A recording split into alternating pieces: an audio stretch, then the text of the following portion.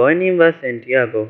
Dusk was falling as the boy arrived with his herd at an abandoned church. The roof had fallen in long ago, and an enormous sycamore had grown on the spot where the sacristy had once stood. He decided to spend the night there. He saw to it that all the sheep entered through the ruined gate, and then laid some plank across it to prevent the flock from wandering away during the night. There were no wolves in the region, but once an animal had strayed during the night, and the boy had to spend the entire next day searching for it. He swept the floor with his jacket and lay down, using the book he had just finished reading as a pillow. He told himself that he would have to start reading thicker books. They lasted longer and made more comfortable pillows. It was still dark when he awoke, and looking up he could see the stars through the half destroyed roof. I wanted to sleep a little longer, he thought. He had had the same dream that night as a week ago, and once again he had awakened before it ended. He arose and, taking up his crook, began to awaken the sheep that still slept. He had noticed that as soon as he awoke, most of his animals also began to stir. It was as if some mysterious energy bound his life to that of the sheep, with whom he had spent the past 2 years, leading them through the countryside in search of food and water. They are used to me that they know my schedule, he muttered.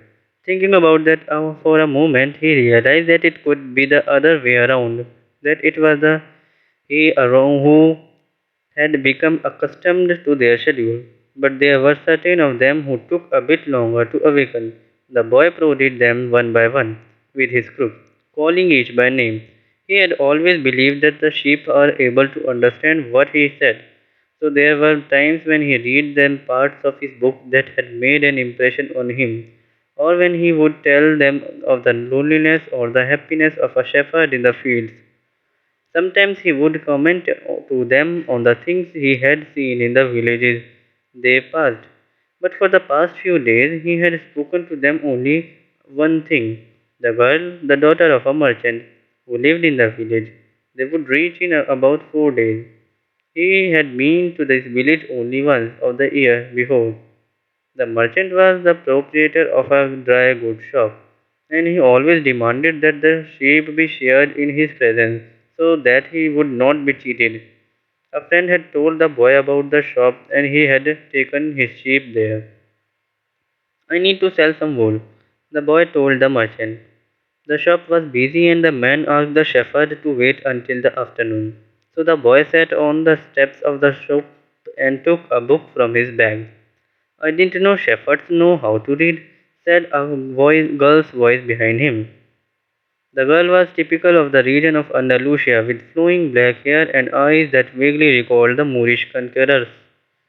Well, usually I learn more from my sheep than from books, he answered. During the 2 hours that they talked, she told him she was the merchant's daughter and spoke of life in the village, where each day was like all the others. The shepherd told her of the Andalusian countryside and related the news from the other towns where he had stopped. It was a pleasant change from talking to his sheep. How did you learn to read? The girl asked at one point. Like everybody learns, he said, in school. Well, if you know how to read, why are you just a shepherd? The boy mumbled an answer that allowed him to avoid responding to her question. He was sure the girl would never understand. He went on telling stories about his travels, and her bright Moorish eyes went wide with fear and surprise. As the time passed, the boy found himself wishing that the day would never end, that her father would then stay busy and keep him waiting for 3 days.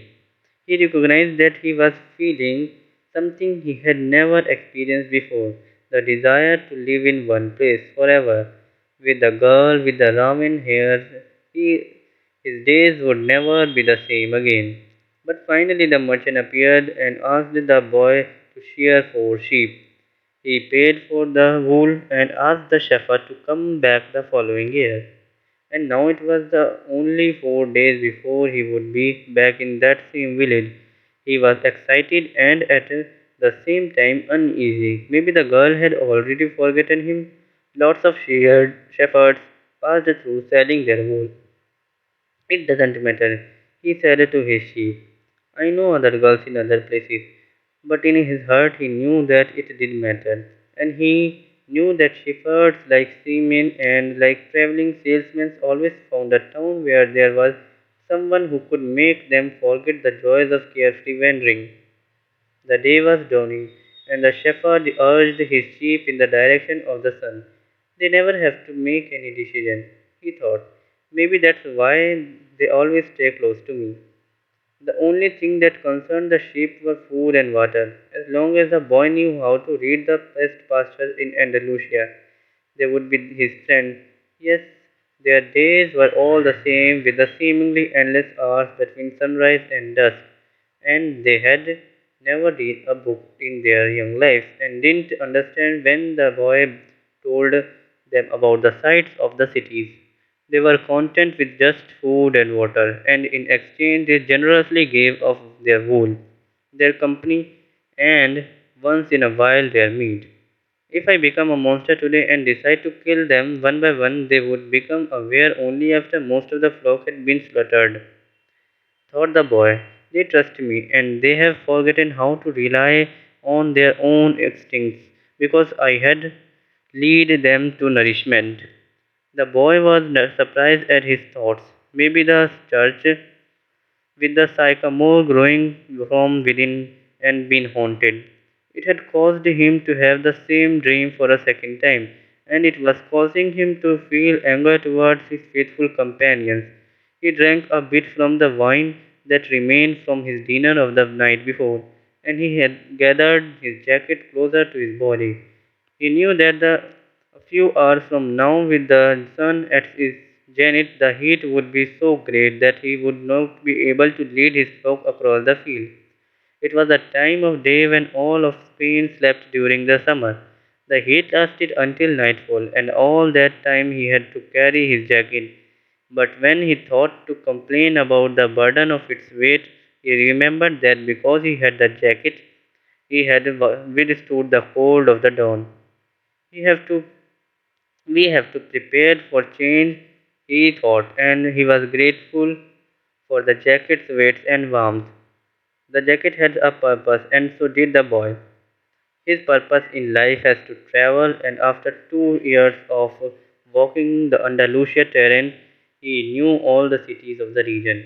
He was planning on this visit to explain to the girl how it was that a simple shepherd knew how to read, that he had attended a seminary until he was 16. His parents had wanted him to become a priest, and thereby a source of pride for a simple farm family. They worked hard just to have food and water, like the sheep.